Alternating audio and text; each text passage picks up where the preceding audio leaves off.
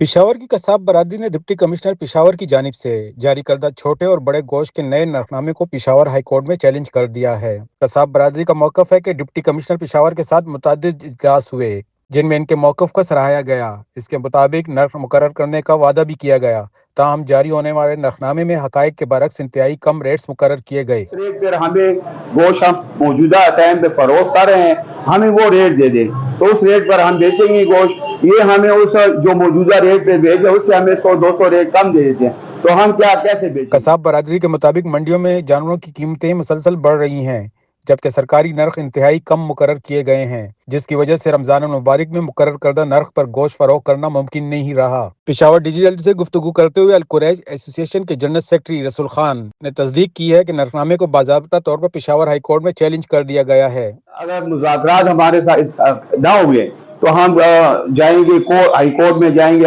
ابھی بھی ہم نے ہائی کورٹ میں کیس دائر کیا ہے۔ دوسری جانب سوشل میڈیا صارفین نے بھی ڈپٹی کمشنر پشاور کے جاری کردہ نرخنامے پر شدید تنقید کی ہے، جبکہ شہریوں نے بھی اس بات کی شکایت کی ہے کہ یہ نرخنامہ بازاروں میں موجود ہی نہیں ہے۔ ڈی سی کے آرڈر کے مطابق جو ریٹ دیا گیا ہے بازار میں اس ریٹ پر مل نہیں رہا۔ جب بھی یہاں پر خرید و فروخت کے لیے آتے ہیں تو ریٹ ایک دیا گیا ہوتا ہے گورنمنٹ کی طرف سے، اور مارکیٹ میں جو دکاندار ہیں وہ دوسرا ریٹ دیتے ہیں۔